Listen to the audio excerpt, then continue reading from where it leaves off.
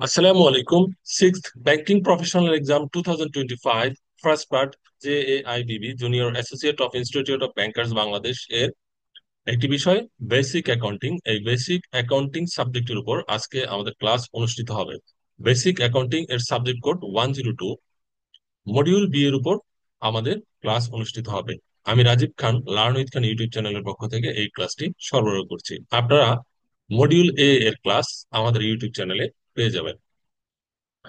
Basic accounting বা মৌলিক হিসাব বিজ্ঞান এর মডিউল বিতে আমরা যে বিষয়গুলো শিখব তা হলো ট্রানজেকশন, যার বাংলা লেনদেন; সিস্টেম অফ বুক কিপিং, যাকে বাংলায় হিসাব রক্ষণ পদ্ধতি বলা হয়; purpose of double entry system, যার বাংলা দুতরফা দাখিলা পদ্ধতির উদ্দেশ্য; অ্যাকাউন্টস, যার অর্থ হিসাব; ক্লাসিফিকেশন অফ অ্যাকাউন্টস, এর অর্থ হিসাবের শ্রেণীবিন্যাস; golden rules of debit and credit, যার বাংলা ডেবিট এবং ক্রেডিট নির্ণয়ের স্বর্ণসূত্র; জার্নাল, যাকে বাংলায় জাবেদা বলা হয়; লেজার, যার বাংলা খতিয়ান; ট্রায়াল ব্যালেন্স, এর বাংলা রেওয়ামিল; ডেপ্রিসিয়েশন মেথড, এর বাংলা হচ্ছে অপচয় পদ্ধতি; অ্যাকুরাল ভার্সাস ক্যাশ বেসিস অ্যাকাউন্টিং, এটি হচ্ছে বকেয়া ভিত্তি এবং নগদান ভিত্তিতে হিসাব রক্ষণ; অ্যাকুরাল ভার্সাস হচ্ছে বকেয়া ভিত্তি, আর ক্যাশ বেসিস হচ্ছে নগদান ভিত্তি; অ্যাডজাস্টমেন্ট এন্ট্রি, এর বাংলা সমন্বয় দাখিলা; ট্রানজেকশন, এখানে একটি ছবি দেখা যাচ্ছে। একটি ছবিতে একজন ব্যক্তি টাকা প্রেরণ করছে, মানে সেন্ড করছে, আরেকজন ব্যক্তি টাকা রিসিভ করছে। তো ট্রানজাকশন হচ্ছে এমন একটি আর্থিক ঘটনা যেখানে এক পক্ষ অর্থ প্রদান করে, আরেক পক্ষ অর্থ গ্রহণ করে; এক পক্ষ সুবিধা প্রদান করে, আরেক পক্ষ সুবিধা গ্রহণ করে, এবং এখানে আর্থিক সংশ্লিষ্টতা বা অর্থের আদান প্রদান হতে হয়। এরকম ঘটনাকেই লেনদেন বলা হয়। A transaction or an economic event refers to any activity that affects the financial position of a company or organization. লেনদেন বলতে এমন একটি অর্থনৈতিক ঘটনাকে বোঝায় যেটি একটি প্রতিষ্ঠানের আর্থিক অবস্থাকে প্রভাবিত করে। Transactions are recorded in the accounting system to provide an accurate record of the company's financial activities. একটি কোম্পানির আর্থিক কার্যক্রম সম্পর্কে আর্থিক যে কার্যাবলী সম্পাদিত হয় সেগুলোর সঠিক রেকর্ড রাখার জন্য, মানে ট্রানজেকশন যদি রেকর্ড করা হয় তাহলে অ্যাকাউন্টিং সিস্টেমে একটি কোম্পানির আর্থিক কার্যাবলীর অ্যাকুরেট রেকর্ড সংরক্ষণ করা সম্ভব। কোন কোন ঘটনাকে আমরা লেনদেন বলতে পারি? যেমন সেলস, বিক্রয়; পারচেস, ক্রয়; পেমেন্টস, পরিশোধ; রিসিপ্ট, গ্রহণ; ইনভেস্টমেন্ট, বিনিয়োগ; লোন, ঋণ গ্রহণ করা; ডেপ্রিসিয়েশন, অবচয়; স্যালারি অ্যান্ড ওয়েজেস, বেতন এবং মজুরি। এগুলো হচ্ছে বিভিন্ন ধরনের ঘটনা, যে ঘটনাগুলোর সাথে অর্থের সম্পর্ক রয়েছে। Sales, purchase, payments, receipt, investment, loan, depreciation, salary and wage. লেনদেনকে যদি আমরা বাংলায় বিশ্লেষণ করি তাহলে যে সকল ঘটনা প্রতিষ্ঠানের আর্থিক অবস্থার পরিবর্তন ঘটায়, যে সকল ঘটনা অর্থের মূল্যে পরিমাপযোগ্য, যে সকল ঘটনায় কমপক্ষে দুটি পক্ষ থাকে, এক পক্ষ সুবিধা গ্রহণ করে, অপর পক্ষ সুবিধা প্রদান করে, যে সকল আর্থিক ঘটনা দৃশ্যমান অদৃশ্যমান উভয়ই হতে পারে, এইগুলো কি লেনদেন বলা হয়। এইখানে দেখুন একটি ছবি দেখা যাচ্ছে, এটি হচ্ছে ডাচ বাংলা ব্যাংকের একটি এজেন্ট, মানে ব্যাংকিং বুথ। এইখানে একজন গ্রহীতা তার অ্যাকাউন্ট খুলেছে এবং তার টাকা জমা রাখছে, আর ব্যাংকের যিনি অফিসার বা প্রতিনিধি রয়েছেন তিনি তার টাকাটি গ্রহণ করছেন। এই যে এক পক্ষ টাকা প্রদান করে, আরেক পক্ষ টাকা গ্রহণ করে, বা এক পক্ষ অর্থ প্রদান করে, আরেক পক্ষ অর্থ গ্রহণ করে, এই ঘটনাটি একটি লেনদেন, যেখানে আর্থিক অবস্থায় পরিবর্তন ঘটায়, অর্থের মূল্যে পরিমাপযোগ্য এবং কমপক্ষে দুটি পক্ষ থাকে। সিস্টেম অফ বুককিপিং, হিসাব রক্ষণ পদ্ধতি। There are two main systems of bookkeeping, হিসাব রক্ষণের দুটি প্রধান পদ্ধতি রয়েছে। একটি হচ্ছে সিঙ্গেল এন্ট্রি সিস্টেম, আরেকটি double entry system. Single entry সিস্টেমকে বাংলায় বলা হয় একতরফা দাখিলা পদ্ধতি, আর ডাবল এন্ট্রি সিস্টেমকে বাংলায় বলা হয় দুতরফা দাখিলা পদ্ধতি। This system is a simple method of book keeping. এটি সিঙ্গেল এন্ট্রি সিস্টেমটা হচ্ছে একেবারে সাধারণ পদ্ধতি, হিসাব রক্ষণের একেবারেই সাধারণ পদ্ধতি। এই পদ্ধতিটা ব্যবহার করে কারা? Small businesses or sole proprietorship, অর্থাৎ ছোট ছোট ব্যবসা প্রতিষ্ঠান বা এক মালিকানা ব্যবসা প্রতিষ্ঠান এই সিঙ্গেল এন্ট্রি সিস্টেম ফলো করে। It involves maintaining a record of all transactions in a single account, such as a cash book, which tracks all cash receipt and payment. মানে এই পদ্ধতিতে একটা হিসাবের মধ্যে সব কিছু সংরক্ষণ করা হয়, সকল লেনদেনই সংরক্ষণ করা হয়। যেমন একটি ক্যাশ বই, এই বইতে যত ধরনের ক্যাশ রিসিভ হবে এবং পেমেন্ট হবে সব সংরক্ষিত থাকবে। এই পদ্ধতি হচ্ছে সিঙ্গেল এন্ট্রি সিস্টেম, যেটি ব্যবহার করে সাধারণত ছোট ছোট ব্যবসা প্রতিষ্ঠান, একটি খুচরা দোকানদার, মুদি দোকানদার, সবজি দোকানদার, হ্যাঁ, বা কোনো একটি ক্যাফেটেরিয়া, এরা সিঙ্গেল এন্ট্রি সিস্টেম ব্যবহার করে। Double entry system, this system is a more complex method of bookkeeping that involves recording its transaction in at least two accounts. এই পদ্ধতিটা এমন একটি পদ্ধতি যেখানে কমপক্ষে দুটো হিসাব মানে রেকর্ড করতে হয়, namely A debit account and a corresponding credit account. Double entry সিস্টেমে কমপক্ষে দুটো হিসাব থাকবে, একটা ডেবিট অ্যাকাউন্ট থাকবে আর একটা ক্রেডিট অ্যাকাউন্ট থাকবে। এবং ডাবল এন্ট্রি সিস্টেম বা দুতরফা দাখিলা পদ্ধতি একটু জটিল পদ্ধতি। তাহলে বুক কিপিং এর দুটো পদ্ধতি রয়েছে, একটা হচ্ছে সিঙ্গেল এন্ট্রি সিস্টেম আর একটি হচ্ছে ডাবল এন্ট্রি সিস্টেম, একতরফা দাখিলা পদ্ধতি আর দুতরফা দাখিলা পদ্ধতি। Purpose of double entry system, দুতরফা দাখিলা পদ্ধতির উদ্দেশ্য, কেন এই দুতরফা দাখিলা পদ্ধতি রাখা হয়? Number one, accuracy. অ্যাকুরেসি হচ্ছে সঠিকতা, অর্থাৎ নির্ভুলভাবে হিসাব সংরক্ষণ করা। By recording every transaction in two or more accounts, the double entry system ensures that the financial records are accurate and free from errors. আপনি যদি ডাবল এন্ট্রি সিস্টেম ফলো করেন তাহলে আপনি দুইটি বা তার বেশি হিসাবে যখন প্রতিটি লেনদেনকে রেকর্ড করবেন, তাহলে আপনি নিশ্চিত থাকতে পারেন যে অ্যাকুরেট এবং নির্ভুলভাবে আপনার হিসাবগুলো সংরক্ষণ করা হয়েছে। নাম্বার টু হচ্ছে কমপ্লিটনেস, অর্থাৎ সম্পূর্ণতা বা স্বয়ং সম্পূর্ণতা। The system ensures that every transaction is recorded, প্রতিটি ট্রানজাকশনই কি করা হয়? রেকর্ড করা হয়। And accounted for, living no room of for omission or oversight. মানে আপনি যদি ডাবল এন্ট্রি সিস্টেম ফলো করেন তাহলে আপনার এখানে কোনো অমিশন, বাদ পড়ার ভয় নেই, এবং কোনো কিছু যে আপনার ওভারলুক হয়ে যাবে এরকম ঘটনাও ঘটার সুযোগ থাকে না। এই সম্পূর্ণতা বা কমপ্লিটনেসটা এনশিওর করার জন্য ডাবল এন্ট্রি সিস্টেম ফলো করতে হয়। অ্যাকাউন্টেবিলিটি, এর অর্থ হচ্ছে জবাবদিহিতা। The double entry system enables the business owner to track and monitor the flow of money and other assets within the business। অর্থাৎ আপনার প্রতিষ্ঠানে টাকা কি মানে ক্যাশ ইনফ্লো কিভাবে হলো, ক্যাশ আউটফ্লো কিভাবে হয়, এই বিষয়গুলো মালিক ট্র্যাক করতে পারে, মনিটর করতে পারে, পর্যবেক্ষণ করতে পারে ডাবল এন্ট্রি সিস্টেমের মাধ্যমে, যার কারণে এখানে ফ্রড বা জালিয়াতি হওয়ার ভয়টা কম থাকে। তাহলে অ্যাকাউন্টেবিলিটি অর্থ জবাবদিহিতা, ডাবল এন্ট্রি সিস্টেম জবাবদিহিতা নিশ্চিত করতে পারে। Analysis, the system enables the owner to analyze the financial health of the business by providing accurate and detailed records of income, expenses, assets and liabilities। অর্থাৎ আমাদের যে হিসাবের উপকরণগুলো আছে, ইনকাম আয়, এক্সপেন্স ব্যয়, অ্যাসেট সম্পদ, লায়াবিলিটি দায়, এই বিষয়গুলো নিয়ে আমরা যখন কোনো কিছু অ্যানালাইসিস করতে চাই, বিচার বিশ্লেষণ করতে চাই, সেক্ষেত্রে ডাবল এন্ট্রি সিস্টেম আমাদের সহযোগিতা করে। Number five, facilitation of decision making, সিদ্ধান্ত গ্রহণের সহযোগিতা করা। ফ্যাসিলিটেশন অফ ডিসিশন মেকিং, সিদ্ধান্ত গ্রহণের সহযোগিতা। With accurate financial records, the business owner can make inform decisions regarding the future of the business, such as investment, expansion and or ডাউনসাইজিং।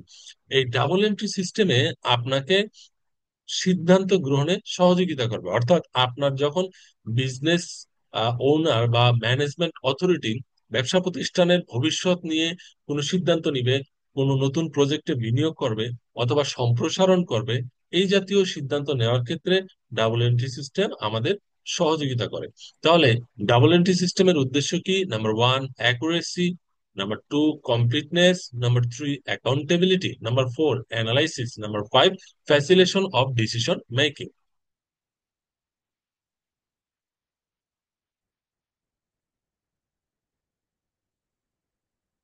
আমরা এখন দেখবো অ্যাকাউন্ট বা হিসাব।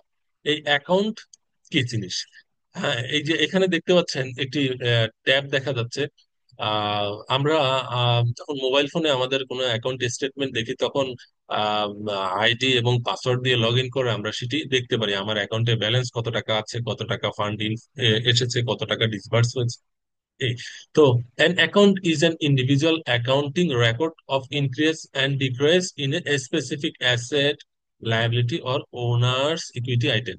অর্থাৎ নির্দিষ্ট সম্পদ, দায় ও মালিকানা সত্ত্ব উপাদানের ইনক্রিজ মানে বৃদ্ধি, ডিক্রিজ মানে হ্রাস, বৃদ্ধি এবং হ্রাস নিয়ে যে আলাদা রেকর্ড রাখা হয়, সেটির নামই হচ্ছে অ্যাকাউন্ট বা হিসাব। Each account has a unique name and is represented in the general ledger। প্রতিটি হিসাবের একটি আলাদা নাম রয়েছে এবং সেটি জেনারেল লেজারে আহ মানে দেখানো হয়। Which is the central repository of a company accounting records. For example, উদাহরণস্বরূপ, a company might have separate account for cash, accounts receivable, accounts payable, inventory, sales, salaries, wages, rent and so on. অর্থাৎ একটি প্রতিষ্ঠানের আপনার আহ, নগদ হিসাব থাকে, accounts receivable অর্থাৎ দেনাদার হিসাব থাকে, অ্যাকাউন্টস পেয়েবল পাওনাদার হিসাব থাকে, ইনভেন্টরি পণ্যদ্রব্যের হিসাব থাকে, সেলস বিক্রয়ের হিসাব থাকে, স্যালারিজ এন্ড ওয়েজেস, স্যালারি হচ্ছে বেতন, ওয়েজ হচ্ছে মজুরি। দৈনিক ভিত্তিতে যারা কাজ করে তাদেরকে ওয়েজ বা মজুরি দেওয়া হয়, এবং মাসিক ভিত্তিতে যারা চাকরি করেন তাদেরকে বেতন দেওয়া হয়। স্যালারিজ হচ্ছে বেতন, রেন্ট ভাড়া এন্ড সো অন। অর্থাৎ আমাদের এই হিসাব ব্যবস্থায় প্রতিটি প্রতিষ্ঠানের যত ধরনের আহ আর্থিক আহ ঘটনা ঘটে, লেনদেন ঘটে, তা এক একটি হিসাবে রেকর্ড করা হয়।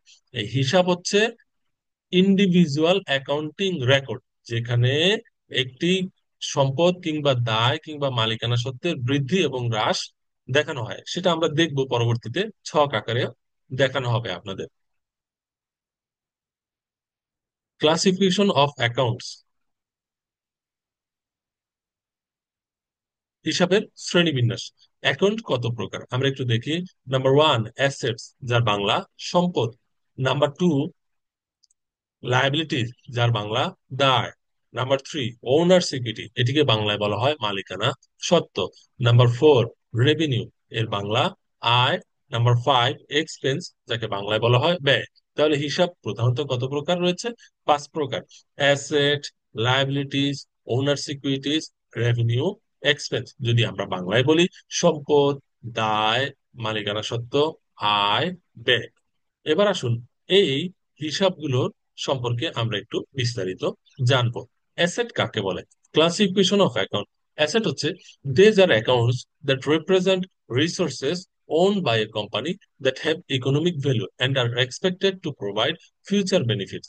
অর্থাৎ অ্যাসেট বলতে ওই জাতীয় আহ সম্পদকে বোঝায় যার মালিকানা কোম্পানির কাছে আছে এবং যেগুলো ভবিষ্যতে কোম্পানিকে বেনিফিট বা সুবিধা দিবে।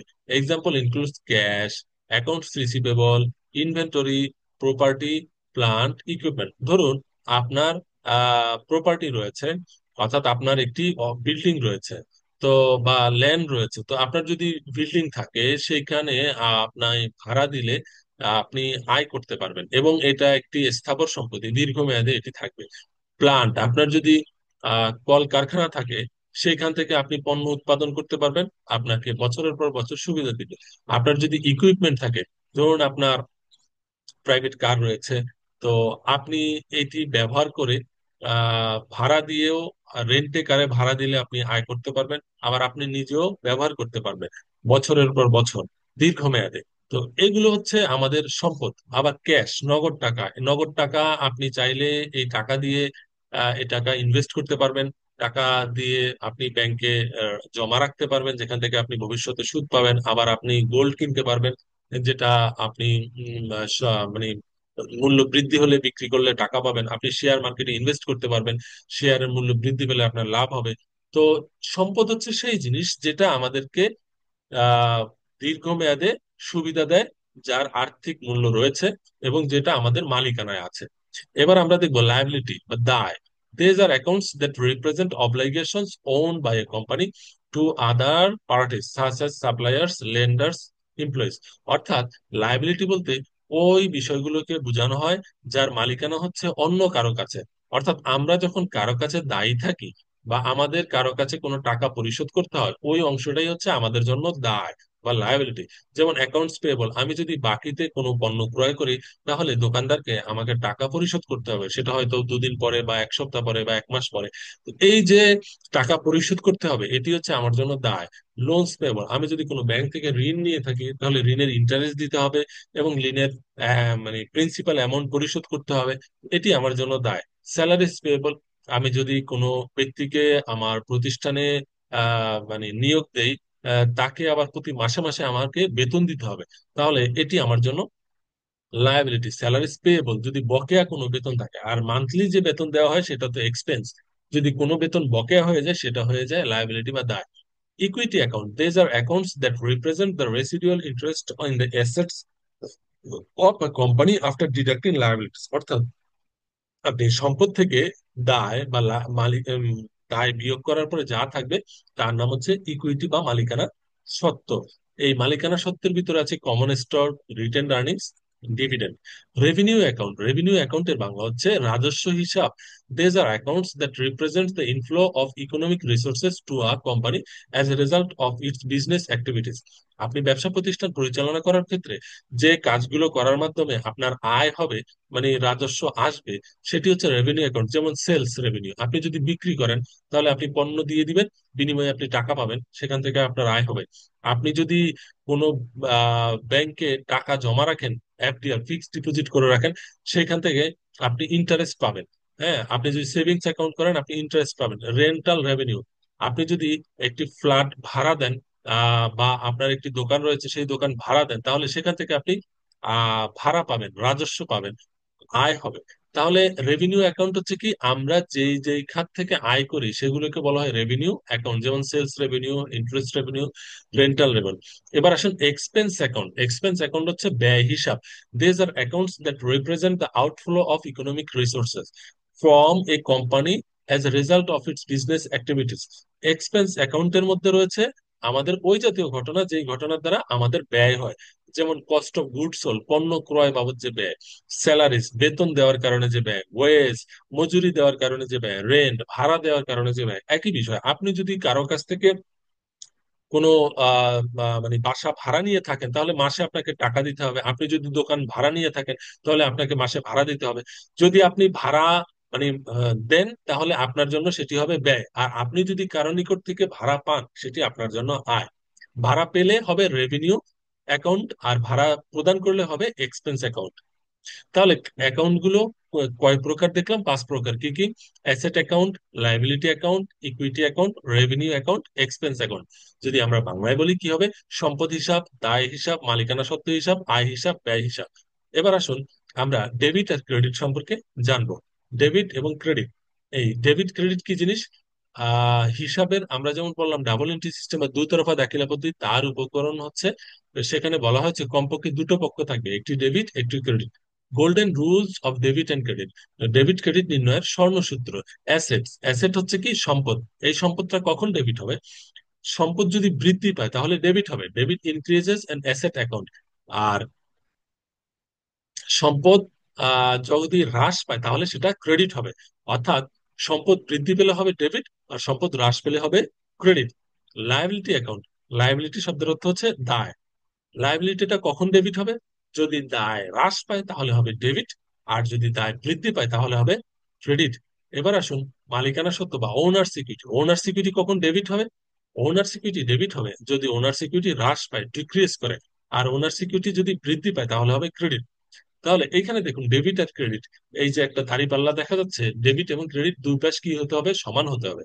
আচ্ছা, এখন দেখুন ডেবিট সম্পদের ক্ষেত্রে যদি সম্পদ বাড়ে ইনক্রিজ হয় তাহলে হয় ডেবিট, যদি সম্পদ কমে ডিক্রিজ হয় তাহলে ক্রেডিট। লায়াবিলিটিতে তার উল্টোটা, লায়াবিলিটি যদি ডিক্রিজ হয় হয় ডেবিট, আর লায়াবিলিটি যদি ইনক্রিজ হয় হবে ক্রেডিট। ওনার সিকিউরিটির ক্ষেত্রে ওনার সিকিউরিটি যদি ডিক্রিজ করে হবে ডেবিট, ওনার সিকিউরিটি যদি ইনক্রিজ করে হবে ক্রেডিট। এবার দেখুন বাকি দুটো হিসাব, সেটা হচ্ছে রেভিনিউ। রেভিনিউ কখন ডেবিট হবে? যদি রেভিনিউ ডিক্রিজ করে তাহলে হবে ডেবিট, আর রেভিনিউ যদি ইনক্রিজ হয় তাহলে হবে ক্রেডিট। এক্সপেন্সের ক্ষেত্রে এক্সপেন্স যদি ইনক্রিজ করে তাহলে ডেবিট, এবং এক্সপেন্স যদি ডিক্রিজ করে তাহলে হবে ক্রেডিট। তাহলে আমরা এইগুলোকে যদি আমরা একটা চার্টে দেখি এইরকম হয়ে যায়, দেখেন, ডেবিট ক্রেডিট রুলস। এই উপরের চিহ্নটি হচ্ছে বৃদ্ধি আর নিচের চিহ্নটি হচ্ছে হ্রাস, এভাবে না, মানে ব্লু কালার যে চিহ্নটি দেখা, অ্যারো চিহ্ন, এটি হচ্ছে বৃদ্ধি বোঝাচ্ছে।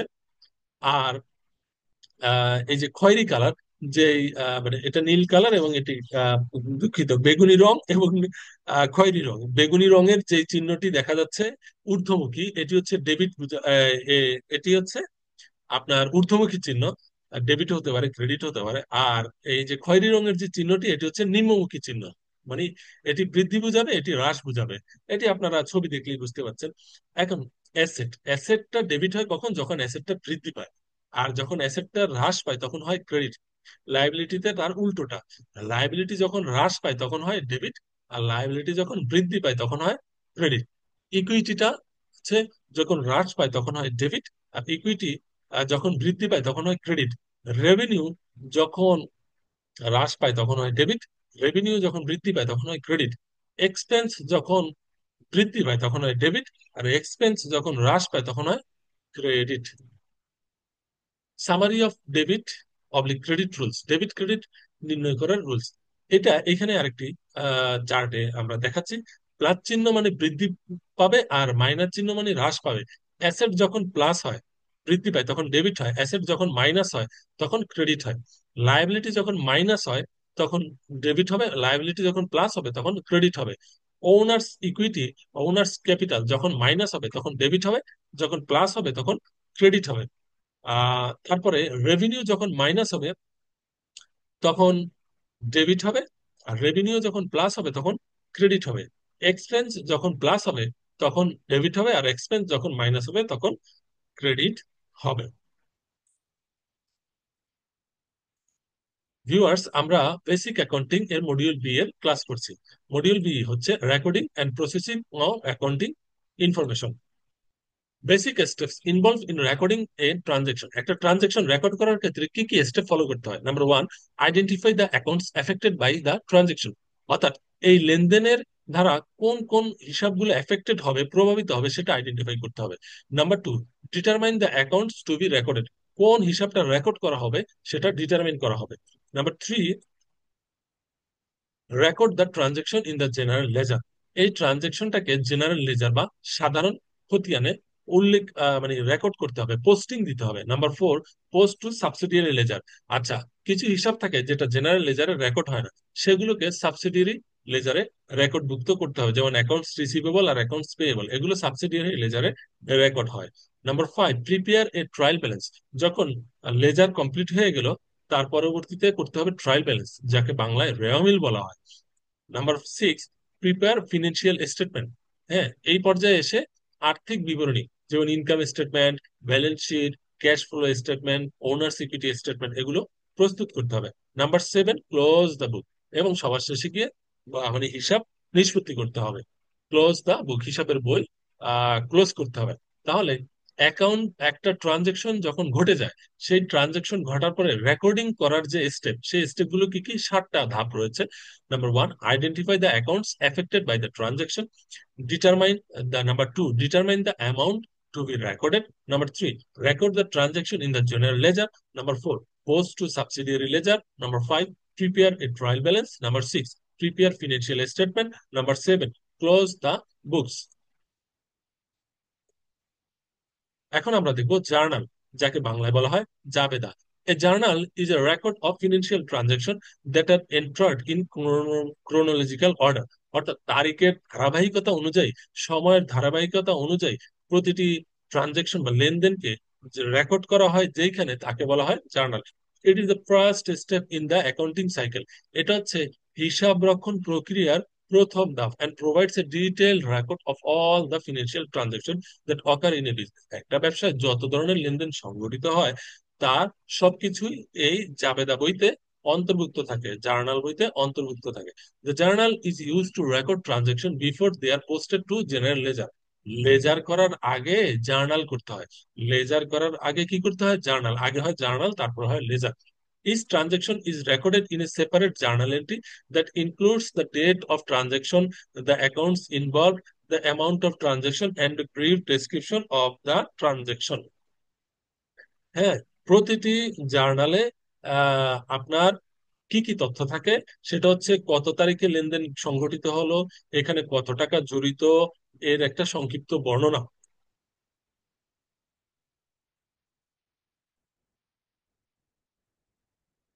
Types of journal in accounting. Journal কয় ধরনের? দেখি আমরা সেটা। জেনারেল জার্নাল, সাধারণ জাবেদা। সেলস জার্নাল, বিক্রয় জাবেদা। পার্সেস জার্নাল, ক্রয় জাবেদা। ক্যাশ রিসিপ্ট জার্নাল, নগদ প্রাপ্তি জাবেদা। ক্যাশ ডিসবার্সমেন্ট জার্নাল, নগদ প্রদান জাবেদা। পে রোল জার্নাল, বেতন সংক্রান্ত জাবেদা। তাহলে আমরা কয়টা জার্নাল দেখলাম এখানে? General journal, sales journal, purchase journal, cash receipt journal, cash payment disbursement journal এবং পেরোল জার্নাল। যদি পরীক্ষায় আমাদের প্রশ্ন আসে টাইপস অফ জার্নাল অ্যাকাউন্টিং, তাহলে আমরা এই বিষয়গুলো লিখবো। General journal, sales journal, purchase journal, cash receipt journal, cash.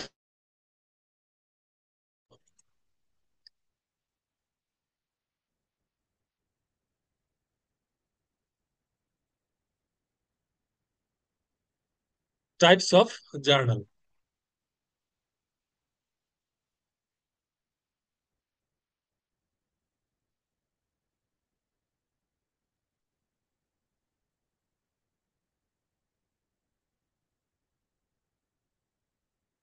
এই জার্নালগুলোর এখন আমরা একটু বর্ণনা দেখবো। জার্নালগুলোর বর্ণনা। Types of journal in accounting. General journal.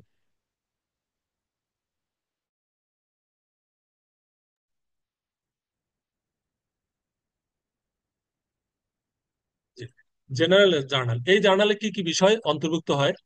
General journal journal হচ্ছে this is the primary journal in accounting use to record any transaction that doesn't fit into any of other specialist journal. অর্থাৎ যেই জাবেদা মানে transaction ঘটার পরে যেগুলো কোনো বিশেষ জাবেদা অন্তর্ভুক্ত হয় না, সেগুলো জেনারেল জার্নালে লিপিবদ্ধ হয়। এইখানে সেলস থাকবে, পার্সেস থাকে, এক্সপেন্স থাকে, রেভিনিউ থাকবে।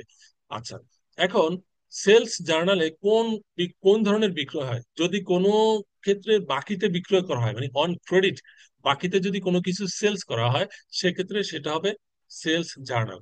পার্সেস জার্নাল হচ্ছে বাকিতে কোনো কিছু ক্রয় করলে। This journal is used to record all credit purchases made by a business. অর্থাৎ একটা ব্যবসা প্রতিষ্ঠান যখন কোনো কিছু ক্রেডিটে পার্সেস করে, তখন সেটার ক্ষেত্রে হবে আপনার পার্সেস জার্নাল। দেন হচ্ছে ক্যাশ রিসিপ্ট জার্নাল, নগদ প্রাপ্তি জাবেদা। ব্যবসা প্রতিষ্ঠানে যত ধরনের নগদ প্রাপ্তি রয়েছে সবকিছু এই ক্যাশ রিসিপ্ট জার্নালে রেকর্ড হবে। ক্যাশ ডিসবার্সমেন্ট জার্নাল, নগদ প্রদান জাবেদা। This journal is use to record all cash receipt. আপনি যত ধরনের টাকা প্রদান করবেন, আপনি বিক্রে সাপ্লায়ারকে টাকা দিবেন, তারপরে হচ্ছে আপনি ওয়ার্কারদের টাকা দিবেন, যতভাবে আপনি টাকা পরিশোধ করবেন সবকিছু আপনার এই ক্যাশ ডিসবার্সমেন্ট জার্নালে যাবে। পেরোল জার্নাল হচ্ছে বেতন দেওয়া, মানে স্যালারি অ্যান্ড ওয়েজটা পেরোল জার্নালে লিপিবদ্ধ হয়। ফর্মস অফ জার্নাল, একটা জার্নাল ফর্মে কি কি তথ্য থাকে? আমরা মানে কয়টা কলাম থাকে? নাম্বার ওয়ান, ডেট, তারিখ থাকবে। জাবেদা তারিখ থাকবে, তারিখ অনুযায়ী ট্রানজেকশন রেকর্ড করতে হবে। নাম্বার টু, অ্যাকাউন্টস টাইটেল, হিসাবের শিরোনাম থাকবে বা হিসাবের নাম থাকবে, নাম অনুযায়ী হিসাবটা ডেবিট অথবা ক্রেডিট হবে। নাম্বার থ্রি, ডেবিটের ঘর থাকবে। নাম্বার ফোর, ক্রেডিটের ঘর থাকবে। ডেবিটের ঘরে ডেবিটের টাকার ব্যালেন্সটা থাকবে, ক্রেডিটের ঘরে ক্রেডিট অ্যামাউন্ট বা তার ব্যালেন্সটা থাকবে। নাম্বার ফাইভ, ডেসক্রিপশন, একটা ট্রানজাকশন যখন ঘটে যায় তার একটা সংক্ষিপ্ত বর্ণনা জার্নালের ভিতরে দিতে হয়। এখানে কিন্তু ব্রিফ এক্সপ্লানেশন, আপনার বিস্তারিত বর্ণনা জার্নালে লিখতে হয় না, শুধু সংক্ষিপ্ত বর্ণনা লিখতে হয়। তাহলে একটা জার্নালের ফর্মে কি কি তথ্য থাকে? Date, accounts title, debit, credit, description. এই যে দেখুন, এটা একটা জার্নাল। এখানে কি আছে? ডেটের ঘর আছে, অ্যাকাউন্টস টাইটেল এন্ড ডেসক্রিপশনের ঘর আছে, ডেবিটের ঘর আছে, ক্রেডিটের ঘর আছে। হ্যাঁ, এইটা কত তারিখ? 1 জুন 2023 তারিখে ইকুইপমেন্ট পারচেস করা হয়েছে। কিসে? নগদ টাকায়। তাহলে নগদ টাকায় যদি আপনি একটা ইকুইপমেন্ট ক্রয় করেন, তাহলে ইকুইপমেন্ট তো আপনার আহ, বৃদ্ধি পেয়েছে। ইকুইপমেন্ট একটা অ্যাসেট, অ্যাসেট বাড়লে কি হয়? ডেবিট হয়। তাহলে 14,000 টাকা ডেবিট হয়েছে। আবার আপনি নগদ টাকা দিয়ে কিনেছেন, তাহলে আপনার কাছ থেকে ক্যাশ চলে গিয়েছে, তাহলে ক্যাশ হচ্ছে একটা সম্পদ, সম্পদ যখন আপনার হ্রাস পায় তখন সেক্ষেত্রে ক্রেডিট হয়। এইখানে একই দিকে সম্পদ বৃদ্ধি পেল, আরেকদিকে সম্পদ হ্রাস পেল, আপনার নগদ টাকা চলে গেল, বিনিময়ে আপনি ইকুইপমেন্ট পেলেন। তাহলে 14,000 টাকা হবে ডেবিট, 14,000 টাকা হবে ক্রেডিট। তাহলে ডেবিটের ঘরে ডেবিটের অ্যামাউন্ট, ক্রেডিটের ঘরে ক্রেডিটের অ্যামাউন্ট।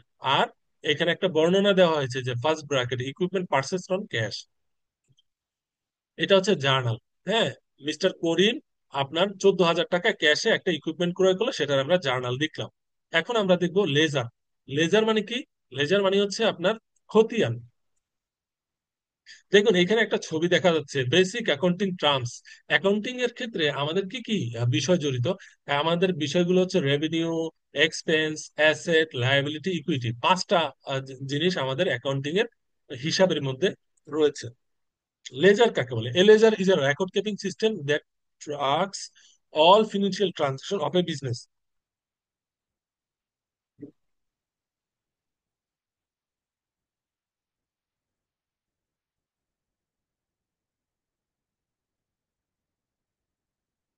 একটা লেজার বলতে মানে একটা রেকর্ডকে বোঝায় ফিনান্সিয়াল ট্রানজাকশনের, যেখানে একটা প্রতিষ্ঠানে মানে একটা বিজনেসে যত ট্রানজাকশন হবে সব হিসাব পাওয়া যাবে। সকল হিসাব যেখানে থাকে তার নামই লেজার।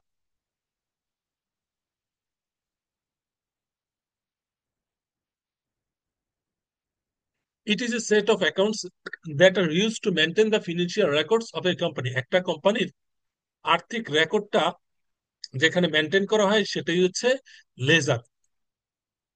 হ্যাঁ, ledgers are essential in accounting because they provide a complete record of all financial trends. দেখুন লেখা আছে কমপ্লিট রেকর্ড। কমপ্লিট রেকর্ড মানে কি? স্বয়ংসম্পূর্ণ তথ্য থাকবে, including sales, purchase, payments, receipt. আপনার বিক্রয়, ক্রয়, তো কত টাকা পরিশোধ করলেন, কত টাকা গ্রহণ করলেন, এই বিষয়গুলো লেজারে থাকে। They serve as the foundation for financial statement such as balance sheet, income statement and cash flow statement। এইগুলোর বিষয়ে লেজারে এই তথ্যগুলো থাকে। লেজারের প্রকারভেদ। লেজার কত ধরনের? লেজার হচ্ছে দুই ধরনের। একটির নাম হচ্ছে জেনারেল লেজার, আরেকটির নাম হচ্ছে সাবসিডিয়ারি লেজার। লেজার বা খতিয়ান হচ্ছে দুই ধরনের, একটা জেনারেল লেজার জিএল, আর একটা subsidiary ledger SL. General ledger দেখুন, this ledger contains all the financial transactions of a company. একটি প্রতিষ্ঠান সকল আর্থিক তথ্য এই জেনারেল লেজারে থাকে। Organized by accounts such as cash, accounts payable, accounts receivable, inventory and so on. The general ledger serves as a central repository of all financial transactions and provides the basis for the preparation of financial statement. আপনার general laser দেখে দেখেই কিন্তু financial statement বছর শেষে তৈরি করা হয়, income statement, balance sheet, cash flow statement তৈরি করা হয়। Subsidiary ledger, this ledger contain detailed information about a specific account. এইখানে আহ, বিশেষ কিছু হিসাবের উপরে এই সাবসিডিয়ারি লেজার হয়, যেমন অ্যাকাউন্টস রিসিভেবল, অ্যাকাউন্টস পেয়েবল। অর্থাৎ দেনাদার হিসাব আর পাওনাদার হিসাব, এই দুইটা হিসাব নিয়ে হয় সাবসিডিয়ারি লেজার। আর বাকি সব হিসাবগুলোই জেনারেল লেজারের ভিতরে অন্তর্ভুক্ত থাকে। মানে ম্যাক্সিমাম হিসাবগুলোই থাকে আপনার জেনারেল লেজারে। লেজার হিসাব থাকে রেকর্ডভুক্ত হয়। সাবসিডিয়ারি লেজারে রেকর্ডভুক্ত হয় অ্যাকাউন্টস রিসিভেবল, অ্যাকাউন্টস পেয়েবল।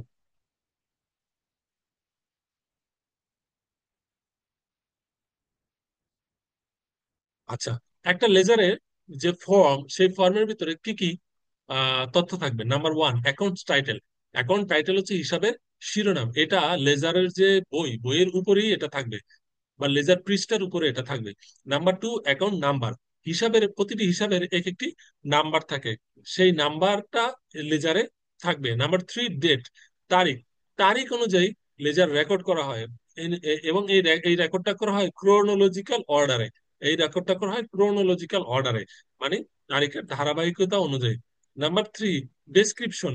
এখানে একটা সংক্ষিপ্ত বর্ণনা দেওয়া হয়, a brief description of the transaction.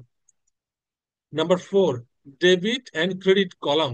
ডেবিটের একটা কলাম থাকে আর ক্রেডিটেরও একটা কলাম থাকে। লেজারে ডেবিটের একটি ঘর থাকবে, ক্রেডিটের একটি ঘর থাকবে। জার্নালেও যেমন ডেবিট এবং ক্রেডিটের ঘর থাকে, লেজারেও ডেবিট আর ক্রেডিটের ঘর থাকে। আহ ডেবিটের ব্যালেন্স ডেবিট ঘরে হবে, ক্রেডিটের ব্যালেন্স ক্রেডিটের ঘরে হবে। আহ, তারপরে ব্যালেন্স কলাম থাকবে, এবং নাম্বার সেভেন, রেফারেন্স কলাম থাকবে। তাহলে লেজারে কি কি ইনফরমেশন থাকে?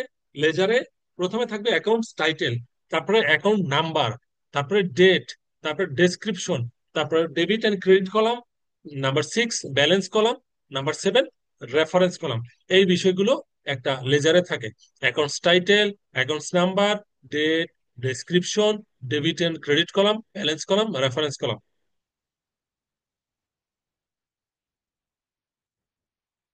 এই যে দেখুন, এটি একটি লেজার। এখানে প্রথমে কি আছে? উপরে থাকবে অ্যাকাউন্টস টাইটেল, তারপরে date, explanation, reference, debit, credit, balance. উপরে অ্যাকাউন্টস টাইটেল, তারপরে date, explanation, reference, debit, credit, balance. এই কলামে আপনার তথ্যগুলো লিখতে হবে।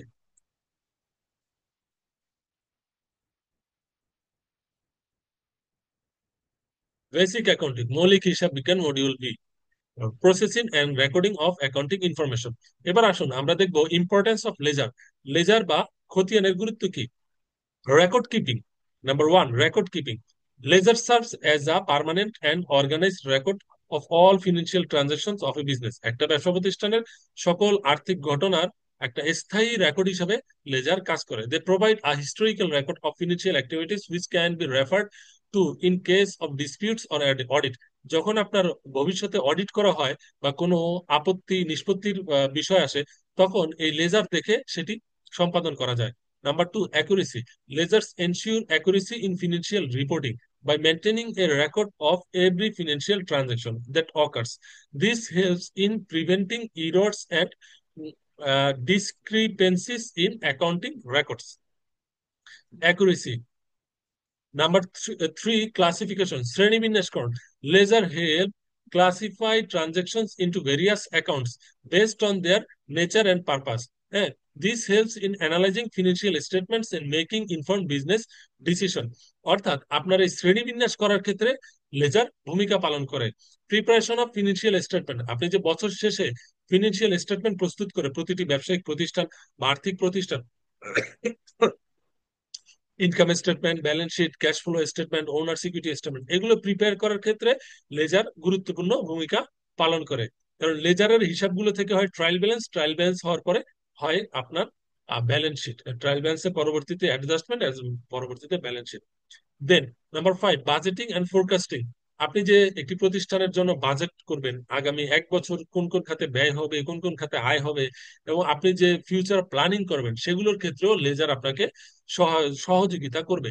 তাহলে লেজারের ইম্পর্টেন্স কি? Number one, record keeping. Number two, accuracy. Number three, classification. Number four, preparation of financial statements. Number five, budgeting and forecasting. Posting to the ledger. লেজারে কিভাবে পোস্টিং করা হয় সেটা আমরা একটু দেখি। ধাপগুলো কি? One, identify the accounts. আপনাকে হিসাবটা চিহ্নিত করতে হবে, এটা কি অ্যাসেট অ্যাকাউন্ট, লাইবিলিটি অ্যাকাউন্ট, না ওনার্স অ্যাকাউন্ট, এটা কি এক্সপেন্স না রেভিনিউ, এটা আপনাকে আইডেন্টিফাই করতে হবে। Determine the debit or credit. এখানে ডেবিট কত টাকা, ক্রেডিট কত টাকা, এটা আপনাকে ডিটারমাইন করতে হবে, বা কোন পক্ষ ডেবিট কোন পক্ষ ক্রেডিট সেটা আপনাকে ডিটারমাইন করতে হবে। তারপরে পোস্ট দ্য ট্রানজাকশন, লেনদেনটা আপনাকে পোস্টিং দিতে হবে। লেজারের যে পৃষ্ঠা রয়েছে বা লেজারের যে ঘর রয়েছে, সেখানে আপনাকে লেনদেনটা পোস্টিং করতে হবে। Number four, calculate the account balance.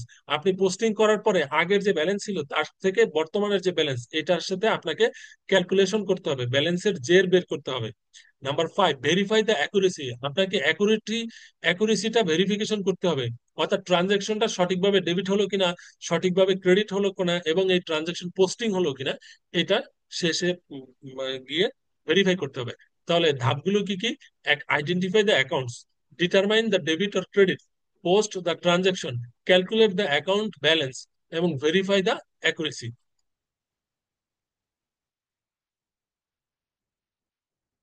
এখন আমরা দেখব পরবর্তী বিষয়, ট্রায়াল ব্যালেন্স। ট্রায়াল ব্যালেন্স এর বাংলা হচ্ছে রে ও আ মিল, রা মিল।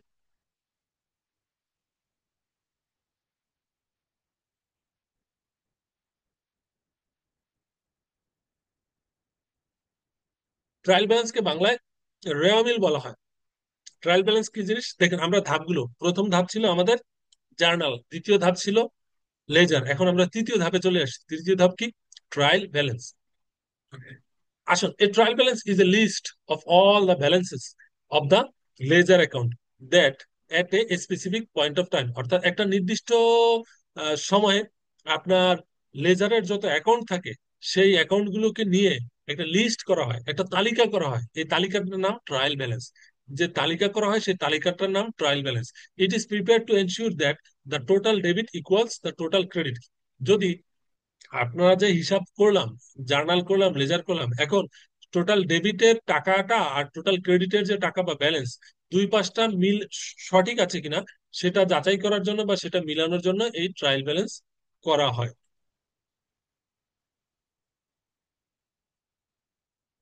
দেখুন এইখানে একটা ট্রায়াল ব্যালেন্স আছে। এই ফরম্যাটটা কিরকম, এখানে একটা প্রতিষ্ঠানের নাম আছে। হুম, সেইখানে ট্রায়াল ব্যালেন্সের ফরম্যাট, একটা প্রতিষ্ঠানের নাম, ট্রায়াল ব্যালেন্স, এটা করা হয়েছে 31/12/2024, অর্থাৎ 31 ডিসেম্বর 2024 তারিখে। প্রথমে হচ্ছে অ্যাকাউন্টস ব্যালেন্স, তারপর আছে ডেবিট ব্যালেন্স, তারপরে ক্রেডিট ব্যালেন্স।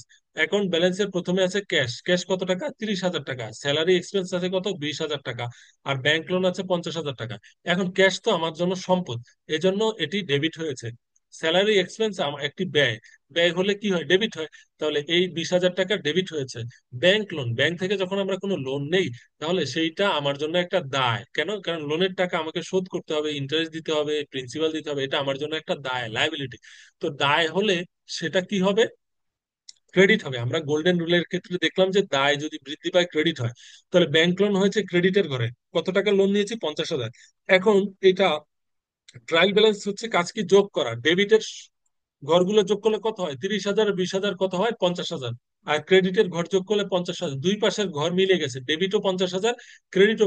আমরা যখন টোটাল করলাম তখন ডেবিট ক্রেডিট যখন মিলে গেল, এটিকেই আমাদের বলা হচ্ছে ট্রায়াল ব্যালেন্স। উভয় পাশ মিলতে হবে, যদি উভয় পাশ মিলে যায় তাহলে ট্রায়াল ব্যালেন্স ওকে। এই ট্রায়াল ব্যালেন্সের ধাপগুলো কি কি, steps involved in preparing a trial balance. Number one, list all accounts and balances. সকল হিসাব এবং তার জের গুলাকে, ব্যালেন্স গুলাকে লিস্ট করতে হবে। নাম্বার টু হচ্ছে ডিটারমাইন দ্য ডেবিট আর ক্রেডিট ব্যালেন্স। এখানে ডেবিট ব্যালেন্স কত টাকা আর ক্রেডিট ব্যালেন্স কত টাকা সেটা নির্ধারণ করতে হবে। Determine whether is account has a debit or credit balance. Number three হচ্ছে total the debit and credit balance. Debit ব্যালেন্সটা যোগ করতে হবে, টোটাল বের করতে হবে, ক্রেডিট ব্যালেন্সটা যোগ করে টোটাল বের করতে হবে। নাম্বার ফোর হচ্ছে verify the equality of debit and credit. Debit এবং ক্রেডিটের সমতা নির্ধারণ করতে হবে, অর্থাৎ দুই পাশ যেন সমান হয়, কম্পেয়ার করতে হবে। Compare the total debit and credit to ensure that they are equal. তুলনা করে দেখতে হবে তারা সমান আছে কিনা। If they are not equal, যদি তারা সমান না হয়, they may be there may be an error, সেখানে হয়তো একটা ভুল আছে ইন দ্য অ্যাকাউন্টিং রেকর্ড। আমরা ধরে নেব সেখানে ভুল আছে যদি না মিলে, এবং সেই ভুলটা কোথায় সেটাও আমাদেরকে খুঁজে বের করতে হবে। ইনভেস্টিগেট এন্ড কারেক্ট ইরর্স, যেটা বলছিলাম, যদি আমাদের হিসাব না মিলে তাহলে আমাদেরকে এটা ইনভেস্টিগেট করতে হবে, তদন্ত করতে হবে, যাচাই বাছাই করতে হবে কোথায় ভুল আছে, এবং সেই ভুলটাকে আমাদের কি করতে হবে, কারেকশন করতে হবে বা সংশোধন করতে হবে। এগুলো হচ্ছে যা ট্রায়াল ব্যালেন্সের ধাপ, স্টেপস। এই ট্রায়াল ব্যালেন্স করার সুবিধা কি? নাম্বার ওয়ান সুবিধা হচ্ছে advantages of trial balance. Trial ব্যালেন্সের সুবিধা কি? নাম্বার ওয়ান হচ্ছে এনশিওরস অ্যাকুরেসি। এটা কি করে, আমাদের অ্যাকুরেসি নিশ্চিত করে। অর্থাৎ আমাদের হিসাবটা সঠিকভাবে ট্রানজেকশন হওয়ার পরবর্তীতে সেটা রেকর্ড হয়েছে কিনা, তার জার্নাল হয়েছে কিনা, তার লেজার হয়েছে কিনা, এবং ব্যালেন্স ঠিক আছে কিনা, এটা অ্যাকুরেসি এনশিওর করে কে, ট্রায়াল ব্যালেন্স। নাম্বার টু হচ্ছে সেভস টাইম। এই ট্রায়াল ব্যালেন্স আমাদের সময় বাঁচিয়ে দেয়। আমরা যদি ট্রায়াল ব্যালেন্স করতে পারি তাহলে আমাদের হিসাব নিকাশের সময়টা বেঁচে যায়। Preparing trial balance saves time by identifying any error in the accounting before preparing financial statement. অর্থাৎ ফিনান্সিয়াল স্টেটমেন্ট করার আগে যখন আমরা ট্রায়াল ব্যালেন্স করি, কোনো ভুল হলে সেই ভুলটা যখন বের করার সুযোগ পাই, তখন কিন্তু আমাদের সময় সেভ হয়ে যায়, সেভস টাইম। নাম্বার থ্রি হচ্ছে ফ্যাসিলিটেটস অ্যানালাইসিস। ফ্যাসিলিটেটস অ্যানালাইসিস এর মানে কি? Facilitate analysis a trial balance provides an overview of all accounts in the general ledger. অর্থাৎ সাধারণ যে লেজার, সে সাধারণ লেজারের সাধারণ লেজারের ক্ষেত্রে আমাদের যে ব্যালেন্সটা আছে, সে ব্যালেন্সের ওভারভিউ বা সেই ব্যালেন্সের অ্যানালাইসিস ফ্যাসিলিটেট করার ক্ষেত্রে এটা আমাদের সহযোগিতা করে। Number four, simplifies audit process. আমাদের তো বছর শেষে অডিট করতে হয় অ্যাকাউন্টস গুলো সঠিকভাবে লিপিবদ্ধ হলো কিনা, কোথাও ভুল ত্রুটি হলো কিনা, কোনো হিসাব নিকাশ আহ, জালিয়াতি হলো কিনা, ফ্রড হলো কিনা, এই বিষয়গুলো অডিট হয়। অডিট ফার্ম অডিট হয়, ইন্টারনাল অডিট হয়, এক্সটার্নাল অডিট হয়। এই অডিট হওয়ার ক্ষেত্রে আমাদের অডিট প্রসেসটার ক্ষেত্রেও সহযোগিতা করে কে? এই আপনার ট্রায়াল ব্যালেন্স। তাহলে ট্রায়াল ব্যালেন্সের সুবিধা কি? ট্রায়াল ব্যালেন্সের সুবিধা হচ্ছে ensure accuracy, saves time, facilitates analysis, simplifies audit process. অর্থাৎ আমাদের অ্যাকুরেসিতে নিশ্চিত করে, তারপরে সময় বাঁচিয়ে দেয়, তারপরে হচ্ছে গবেষণা করার ক্ষেত্রে, বিশ্লেষণ করার ক্ষেত্রে সহযোগিতা করে, এবং অডিট প্রক্রিয়াটাকে বা নিরীক্ষা প্রক্রিয়াটাকে সহজ করে। এগুলো হচ্ছে ট্রায়াল ব্যালেন্সের অ্যাডভান্টেজ বা সুবিধা। এবং পাশাপাশি support compliance, support compliance, compliance অর্থাৎ ডিউ ডিলিজেন্স মেনটেন করা, রুলস রেগুলেশন মেনটেন করার ক্ষেত্রেও এই ট্রায়াল ব্যালেন্স আমাদের সাপোর্ট করে থাকে।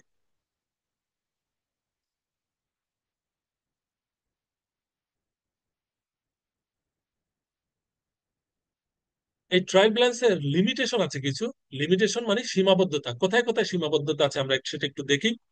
আমরা যদি দেখি যে ট্রায়াল ব্যালেন্স মিলে গেল, এই যে দেখেন এখানে একটা দাড়ি পাল্লা দেখা যাচ্ছে, দুই পাশে সমান, একেবারে কাটায় কাটায় মিলে গেল। এই মিলে যাওয়ার পরেও কিন্তু ট্রায়াল ব্যালেন্সের কিছু মানে সীমাবদ্ধতা রয়েছে। ধরুন এ ট্রানজেকশন ইজ নট জার্নালাইজড, অর্থাৎ ট্রানজেকশন হয়েছে কিন্তু জার্নাল হয় নাই, আপনি জাবেদা লিখেন নাই। তাহলে জার্নাল যদি না হয়, লেজার হয় নাই, লেজার না হলে ট্রায়াল ব্যালেন্সে তার ব্যালেন্স আসে নাই। তো ট্রায়াল ব্যালেন্স মিলে গেছে ঠিকই, কিন্তু একটা লেনদেন আপনার জার্নালই হয় না, এটাও কিন্তু একটা ট্রায়াল ব্যালেন্সের সীমাবদ্ধতা, ভুল। এটা থেকেও আপনি ট্রায়াল ব্যালেন্স মিলে গেলেই আপনি বলতে পারবেন না যে আপনার হিসাব ঠিক আছে। Number two, a correct journal entry is not posted. Journal entry হয়েছে কিন্তু সেটা লেজার হয় নাই, তাহলে কিন্তু সেটা ট্রায়াল ব্যালেন্সে ধরা পড়বে না। জার্নাল হওয়ার পরে যদি সেটা লেজার না হয়, তাহলে সেটা ট্রায়াল ব্যালেন্সে ধরা পড়বে না। Number three, a journal entry is posted twice. যদি কোনো জার্নাল এন্ট্রি দুবার ইয়ে হয়, পোস্টিং হয়, তাহলে সেটা ট্রায়াল ব্যালেন্সে ধরা পড়বে না। Number four, incorrect account are used in journalizing or posting. যদি আপনি কোনো ভুল হিসাব জার্নালাইজ জাবেদা করেন, জার্নাল করেন, এবং সেটাকে লেজারে পোস্টিং দেন, কোনো ভুল হিসাব, ইনকারেক্ট অ্যাকাউন্ট, তাহলে সেটা ট্রায়াল ব্যালেন্সে ধরা যায় না। তাহলে ট্রায়াল ব্যালেন্সের লিমিটেশন যদি পরীক্ষায় আসে, আমরা কি উত্তর করব? A transaction is not journalized. Number two, a correct journal entry is not posted. Number three, a journal entry is posted twice. Number four, incorrect account are used in journalizing or posting. অর্থাৎ কোনো লেনদেন যদি জাবেদাই record না হয়, অথবা জাবেদা হয়েছে কিন্তু সেটা খতিয়ানে পোস্টিং হয় নাই, আবার জাবেদা হয়ে সেটা খতিয়ানে পোস্টিং হয়েছে দুবার, কিংবা একটা ভুল হিসাব যেটা জাবেদাও হয়েছে খতিয়ান হয়েছে, এগুলো হচ্ছে ট্রায়াল ব্যালেন্সের লিমিটেশন বা সীমাবদ্ধতা।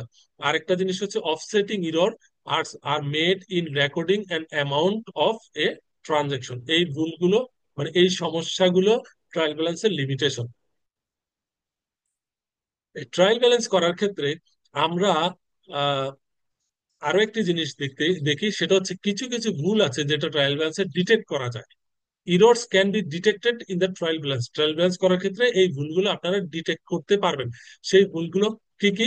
নাম্বার ওয়ান হচ্ছে ইরর্স অফ অমিশন, মানে কি হচ্ছে বাদ পড়ার ভুল। নাম্বার টু হচ্ছে ইরর্স অফ কমিশন, অর্থাৎ লেখার ভুল। আপনি 500 টাকার একটি লেনদেন 500 টাকার জায়গায় লিখছেন 50 টাকা, অথবা 500 টাকার জায়গায় লিখছেন 5,000 টাকা। এই যে আপনার লেখা মানে লেখার ভুল, এটাও আপনার ট্রায়াল ব্যালেন্সে ডিটেক্ট করা যায়। আচ্ছা, তারপরে ইরর্স অফ প্রিন্সিপাল, কোন নীতিগত যদি ভুল হয় সেটা ট্রায়াল ব্যালেন্সে ইয়ে করা যায়, ট্রায়াল ব্যালেন্সে ডিটেক্ট করা যায় নীতিগত যদি কোনো ভুল হয়। নাম্বার ফোর হচ্ছে ইরর্স অফ অরিজিনাল এন্ট্রি।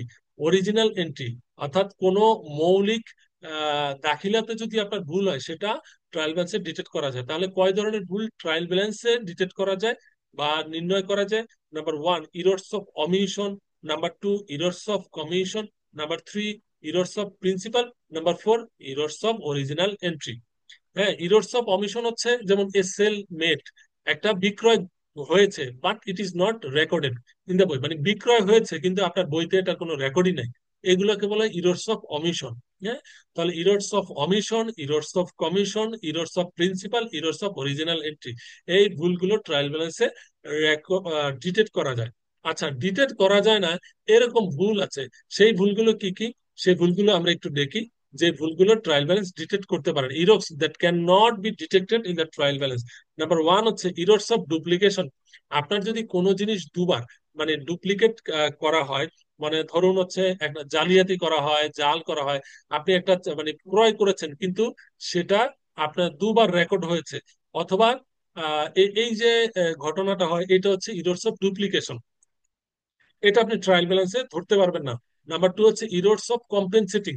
একটির হিসাব অন্য একটি হিসাব দিয়ে যদি আপনি প্রতিস্থাপন করে দেন, এটি ট্রায়াল ব্যালেন্সে ধরা যায় না। হ্যাঁ, এটি ট্রায়াল ব্যালেন্সে ধরা যাবে না। Errors of compensating. Number three হচ্ছে errors of timing. Errors of timing, এই সময় সংক্রান্ত ভুলটা ট্রায়াল ব্যালেন্সে ধরা যায় না। নাম্বার ফোর হচ্ছে errors of omission of adjusting entries. সমন্বয় দাখিলার যদি কোনো বাদ দেওয়া হয়, সেটাও ট্রায়াল ব্যালেন্সে ধরা যায় না। এই যে দেখুন, if A purchase invoice is recorded twice, it is an errors of duplication. মানে আপনি ক্রয় করেছেন 10,000 টাকার পণ্য, আপনার যে চালান আছে এই চালানটা আপনার দুবার রেকর্ড করেছে, তাহলে এটা হয়ে যাচ্ছে ইরোর্স অফ ডুপ্লিকেশন, দুবার রেকর্ড হয়েছে। ইরোর্স অফ কম্পেনসেটিং, এটা কিরকম? If an expenses is if an expenses is কোথায় ছিলাম, এই যে errors or that cannot be detected in the trial balance। হ্যাঁ, এই চার্জারটা লাইন দিও তো। errors of duplication, errors of compensating। হ্যাঁ, errors of compensating টা কি? if an expenses is understated and a revenue is overstated, এটা হচ্ছে কম্পেনসেট। এই যে দেখুন, ধরেন আপনার একটা ব্যয় হলো, সেটা আপনি লিখেছেন কম, 5,000 টাকার জায়গায় লিখেছেন 500 টাকা। কত টাকা কম লিখেছেন? 4,500 কম লিখে ফেলেছেন, এটা হচ্ছে ব্যয়ের দিকে। আবার আপনি করেছেন একটা রেভিনিউ হয়েছে, সেটা আপনি ওভারস্টেট করেছেন। 500 টাকা রেভিনিউ হয়েছে, সেটাকে আপনি 5,000 টাকা লিখেছেন, 4,500 টাকা বেশি লিখেছেন। এগুলো হচ্ছে ইরোর্স অফ কম্পেনসেটিং। মানে একদিকে আপনি কম লিখেছেন, যত টাকা কম লিখেছেন, আরেকদিকে সমপরিমাণ টাকা যদি আপনি বেশি লিখে ফেলেন, তাহলে এই ভুল কিন্তু আপনার ট্রায়াল ব্যালেন্সে ধরা যায় না। নাম্বার থ্রি হচ্ছে ইরোর্স অফ টাইমিং। ধরুন একটা example, if a sales is recorded in December, ডিসেম্বরে একটা সেলস রেকর্ড করা হয়েছে, but the goods are not delivered until January. জানুয়ারি পর্যন্ত কিন্তু আপনার পণ্য, আপনি লিখছেন, রেকর্ড লিখছেন সেলস, কিন্তু যার কাছে আপনি পণ্য বিক্রি করেছেন তিনি আপনার গোডাউন থেকে মালামাল রিসিভ করে নেয়নি, সে জানুয়ারি পর্যন্ত সেটা ডেলিভারি হয় নাই। তাহলে এটা হচ্ছে it is an error of timing, এটা সময় সংক্রান্ত ভুল। আর নাম্বার ফোর হচ্ছে errors of omission of adjusting entry. Adjusting entry হচ্ছে সমন্বয় দাখিলা। এই সমন্বয় দাখিলার কোনো বিষয়, যেমন if a company fails to record depreciation, ধরেন আপনার ডেপ্রিসিয়েশন হয়েছে কিন্তু সেটা আপনি রেকর্ড করেন নাই, তাহলে ফিনান্সিয়াল স্টেটমেন্টে কিন্তু এটা আপনি রিফ্লেকশন পাবেন না। আপনার তো ট্রায়াল ব্যালেন্স মিলে গেছে ঠিকই, কিন্তু ফিনান্সিয়াল স্টেটমেন্টটা সঠিকভাবে হবে না আপনি যদি অ্যাডজাস্টমেন্ট এন্ট্রি না করেন। তো এই ভুলগুলো রেমিল ডিটেক্ট করতে পারে না। এবার আমরা দেখবো ডেপ্রিসিয়েশন পদ্ধতি। Depreciation straight line depreciation method, এটা কিরকম? যা the straight line method is the most straight forward and commonly used method.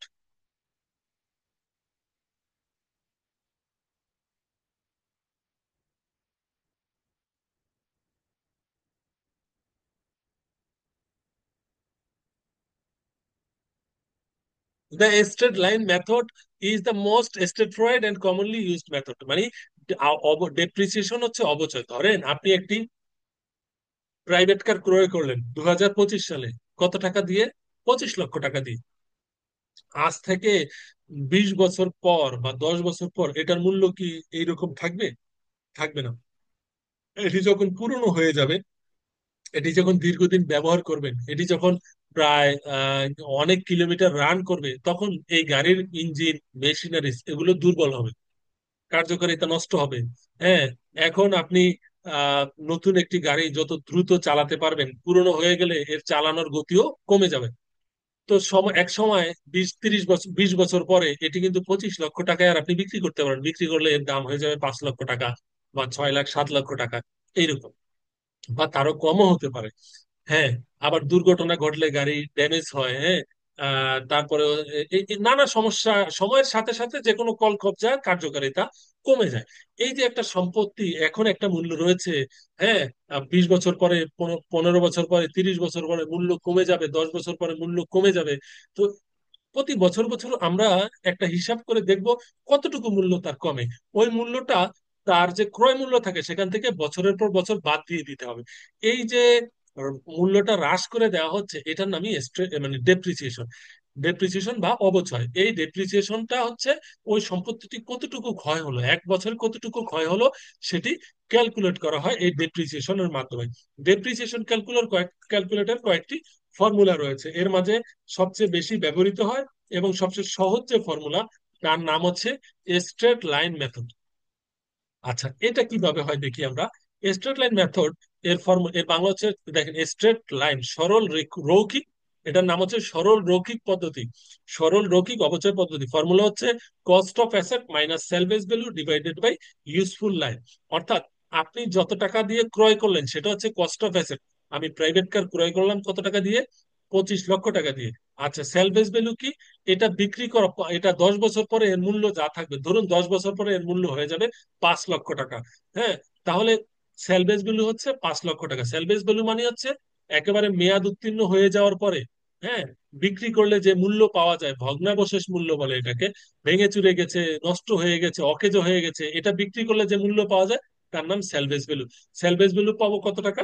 5 লক্ষ টাকা। তাহলে 25 লক্ষ টাকা দিয়ে ক্রয় করলাম, বিক্রি করলাম 10 বছর পরে 5 লক্ষ টাকায়। তাহলে 25 লক্ষ বিয়োগ 5 লক্ষ থাকে কত? 20 লক্ষ টাকা। আর এটার ইউজফুল লাইফ হচ্ছে 10 বছর ধরলাম।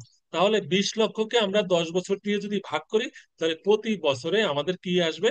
প্রতি বছরে আমাদের ডেপ্রিসিয়েশন আসবে কত টাকা আসবে? 20 লক্ষ ভাগ 10 হয়ে যাবে আমাদের কত টাকা?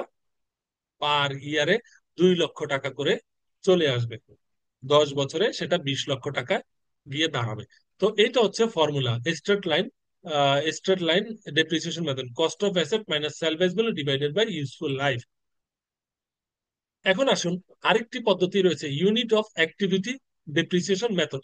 এই পদ্ধতিতে কিভাবে হয়? ইউনিট অফ অ্যাক্টিভিটির ফর্মুলা সিস্টেমটা হচ্ছে, আমরা ধরুন একটি ফটোকপি মেশিন ক্রয় করা হলো। এই ফটোকপি মেশিন, হ্যাঁ, এক বছরে কত, মানে দিনে 10,000, মানে 1,000 পাতা ফটোকপি করা যাচ্ছে। তো এটা এখন নতুন অবস্থায় যদি এরকম হয়, এটা যখন পুরনো হবে 5 বছর পরে এর কার্যকারিতা আরো কমে যাবে। তখন হয়তো দিনে আরো কম ফটোকপি করা যাবে। হ্যাঁ, তারপরে এক সময় থাকবে আরো কম ফটোকপি করা যাবে।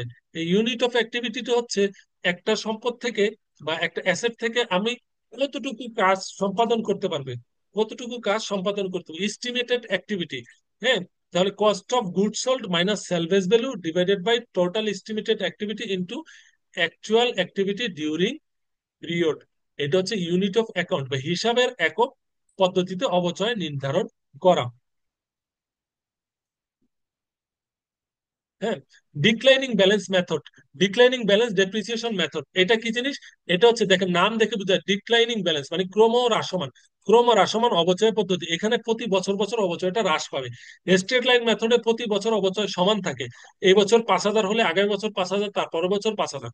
আর ডিক্লাইনিং ব্যালেন্স হচ্ছে, ধরুন এই বছর অবচয় হচ্ছে 5,000, আগামী বছর হবে 4,000, তারপরের বছর হবে 3,000, তারপরের বছর হবে 2,000। এটা হচ্ছে ডিক্লাইনিং ব্যালেন্স মেথডের অবচয় পদ্ধতি। প্রতি বছর বছর অবচয়ের পরিমাণটা হ্রাস পাবে। এর ফর্মুলাটা হচ্ছে কি, 2 straight line depreciation rate into book value at the beginning year. Book value মানে হচ্ছে ক্রয় মূল্য, আমরা বছরের শুরুতে যেই দামে এই পণ্যটা ক্রয় করলাম তাকে বলা হয় বুক ভ্যালু। স্ট্রেট লাইন যে মেথডটা থাকবে সেই মেথডটাকে আমরা 2 দিয়ে গুণ দিয়ে আমরা ডিক্লাইনিং ব্যালেন্স মেথডে ডেপ্রিসিয়েশন ক্যালকুলেট করতে পারি। ক্যাশ বেসিস আর অ্যাকুরাল বেসিস অ্যাকাউন্টিং এর পার্থক্য এই ছবি দেখি বোঝা যাচ্ছে। ক্যাশ বেসিস মানে, দেখুন এখানে একটা মাটির ব্যাংক যেখানে কয়েন রাখা হচ্ছে। ক্যাশ বেসিস মানে হচ্ছে কি, আর এটা হচ্ছে যে এখানে ছবিতে কিছু ইনভয়েস দেখা যাচ্ছে, চালানের কপি দেখা যাচ্ছে। ক্যাশ বেসিস আর অ্যাকুরাল বেসিস, এখন একটা হচ্ছে বকেয়া ভিত্তিতে হিসাব রক্ষণ, আরেকটা হচ্ছে নগদ ভিত্তিতে হিসাব রক্ষণ। বকেয়া ভিত্তির হিসাবটা কি? বকেয়া ভিত্তির হচ্ছে it is accrual system revenue and expenses are recognized when they are incurred. Incurred মানে সংগঠিত হওয়া। যখন ঘটনা সংগঠিত হয়ে যায় তখনই এটা রেকর্ড করা হয়, regardless when cash is received or paid. মানে আপনি কখন টাকা পাবেন বা কখন টাকা পরিশোধ করবেন এটা মুখ্য বিষয় না। মুখ্য বিষয় হচ্ছে ঘটনাটা ঘটে গেল কিনা, ঘটে গেলেই এখানে রেকর্ড করা হয়। This method adheres to the matching principle. আমরা যে অ্যাকাউন্টিং এর ম্যাচিং প্রিন্সিপালের নাম শুনেছি তার সাথে অ্যাকুরাল বেসিসের সম্পর্ক আছে, which ensures that revenues and expenses are matched in the same period. For instance, if a company delivers goods in December but receive payment in January, the revenue is recognized in December under the accrual method. অর্থাৎ ধরুন আপনি December মাসে পণ্য বিক্রয় করেছেন, পণ্য বিক্রয় করেছেন ডিসেম্বর মাসে, তাহলে আপনার রেভিনিউ কিন্তু ডিসেম্বর মাসেই হয়ে গেছে। এখন আপনি টাকা পেয়েছেন জানুয়ারিতে, জানুয়ারিতে টাকা পেয়েছেন এটা কোনো প্রবলেম না, আপনাকে রেকর্ড করতে হবে ডিসেম্বরে। ডিসেম্বরেই আপনার এটা কি হয়ে গিয়েছে, ডিসেম্বরেই আপনার এটা রেভিনিউ হিসেবে রেকর্ড হয়েছে, অথচ টাকা পেয়েছেন আপনি 1 মাস পরে। তো অ্যাকুরাল বেসিসের কথা হচ্ছে আমি যখন পণ্য বিক্রয় করেছি, আমি টাকা পেলাম বা না পেলাম, টাকা তো আমি পরেও পাবো, পরে পেতে পারি, 2 মাস পরে পেতে পারি, 6 মাস পরে পেতে পারি, বাকিতেও তো পণ্য কেনা বেচা করা যায় তাই না? তো সেক্ষেত্রে টাকা পরে পাবো, এটা কোনো প্রবলেম না। প্রবলেম হচ্ছে আমি যখনই এটা বিক্রয় করব, মানে ঘটনা হচ্ছে যখনই এটা বিক্রয় করব, বিক্রয় করার সাথে সাথে এটা আমার রেভিনিউতে রেকর্ড করব। এবার আসুন ক্যাশ বেসিস। ক্যাশ বেসিস কি? The cash basis records transaction only when cash changes hand. মানে আপনি হাতে টাকা পাওয়ার পরেই আপনি ক্যাশ বেসিসে এটা রেকর্ড করবেন। টাকা হাতে না পাওয়া পর্যন্ত ক্যাশ বেসিসে কোনো ট্রানজাকশন রেকর্ড করা হয় না। এটাই হচ্ছে মূল পার্থক্য। একটা হচ্ছে টাকা হাতে পাবো বা টাকা হাতে দেব, তখন ক্যাশ বেসিসে ট্রানজাকশন রেকর্ড হয়। আর অ্যাকুরাল বেসিস হচ্ছে ঘটনাটা ঘটলো কিনা, ঘটনা ঘটে গেলেই সেটা রেকর্ড করা হয়। দেখুন, cash basis record transaction only হয় শুধুমাত্র cash changes hands. Revenue are recognized when cash received and expenses are recorded when cash paid. This method is more straightforward but less accurate for depicting the real financial status of business, especially if there are significant time lags between providing financial services and receiving payments. এই যে উপরে যে ঘটনা বললাম, যেমন আপনি ডিসেম্বরে আপনি বিক্রি করেছেন, টাকা পেয়েছেন জানুয়ারিতে, ক্যাশ বেসিসের কথা হচ্ছে ডিসেম্বরে বিক্রি হয়েছে হয়েছে, কিন্তু আমাদের রেকর্ড করব জানুয়ারিতে। কেন? কারণ টাকা তো আমি পেয়েছি জানুয়ারিতে, যদি ফেব্রুয়ারিতে টাকা পেতো তাহলে রেকর্ড হতো ফেব্রুয়ারিতে। এই হচ্ছে ক্যাশ বেসিসের ভাষ্য। তো এইখানে যে ছবিটা দেখতে পাচ্ছেন, এই ছবিতেই বোঝা যাচ্ছে ক্যাশ বেসিস হচ্ছে এই যে টাকা নিয়ে কাজ করে। ক্যাশ মানে নগদ টাকা, ক্যাশ মানে নগদ টাকা। টাকা যদি হাতে থাকে তাহলে সেটা আপনি হিসাব রক্ষণ করবেন, যদি টাকা আপনি কাউকে দেন বা কারো কাছ থেকে পান তাহলে সেটা রেকর্ড হবে। রেকর্ডাল বেসিস দেখেন ক্যালকুলেটর নিয়ে কাজ করতেছে। আপনার এখানে টাকা হাতে পাওয়া মুখ্য বিষয় না, হিসাব ঘটনা ঘটলো কিনা, ঘটনা ঘটলেই ক্যালকুলেটরে ক্যালকুলেট করে আমরা সেটা রেকর্ড করবো। এখানে আরো একটা ছবি দেখাচ্ছে রেভিনিউ। যদি রেভিনিউ রিসিভ হয় তাহলে ক্যাশ বেসিসে সেটা রেকর্ড হবে। আর অ্যাকুরাল বেসিসের কথা হচ্ছে রেভিনিউ যখন আর্ন হয়, মানে ঘটনা ঘটলেই রেভিনিউ আর্ন হবে। ধরুন আপনি একটা জায়গাতে কি করেছেন, চাকরি করেছেন, 1 মাস চাকরি করেছেন, তাহলে আপনার আয় হয়েছে না? এখন মালিক আপনাকে টাকা বেতন দেয় নাই, বেতন দেয় নাই, বেতন দেয় নাই তাতে কি হয়েছে? বেতন তো আপনি পাবেন। আপনি যখন এক এক মাস শেষ হয়ে যাওয়ার সাথে সাথে আপনি এটা আপনার ইনকামে রেকর্ড করবেন। এরপরেরটা দেখেন এক্সপেন্সের ক্ষেত্রে। এক্সপেন্স মানে কি? যখন আপনি পে করবেন, আপনি যদি নগদ টাকায় যদি আপনি পেমেন্ট করেন তাহলে সেটা ক্যাশে। দেখুন ধরুন আপনি কি করেছেন, আপনি একটি দোকান থেকে আপনি একটা টেলিভিশন সেট ক্রয় করেছেন, কিভাবে? বাকিতে ক্রয় করেছেন। তো বাকিতে ক্রয় করেছেন যেহেতু, তাহলে আপনার কোনো নগদ টাকা যায় নাই, যেহেতু পেমেন্ট হয় নাই, তাহলে ক্যাশ বেসিসে সেটা রেকর্ড হবে না। কিন্তু অ্যাকুরাল বেসিসে রেকর্ড হবে, কারণ ঘটনা তো ঘটে গেছে।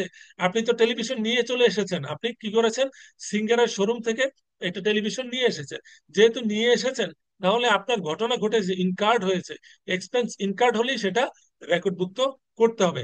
আর যখন আপনি পেমেন্ট করবেন ক্যাশ বেসিসে সেটা রেকর্ডভুক্ত হবে। ভিউয়ার্স, আমাদের সাথে যুক্ত থাকার জন্য ধন্যবাদ। আপনারা আমাদের ইউটিউব চ্যানেলে এই বেসিক অ্যাকাউন্টিং এর মডিউল এরও ক্লাস পেয়ে যাবেন। হ্যাঁ, এটি হচ্ছে মডিউল বি এর ক্লাস, বেসিক অ্যাকাউন্টিং। শুধু বেসিক অ্যাকাউন্টিং নয়, আরো ব্যাংকিং ডিপ্লোমা বা ব্যাংকিং প্রফেশনাল এক্সামের সকল ক্লাস আপনারা আপনাদের ইউটিউব চ্যানেলে পাবেন।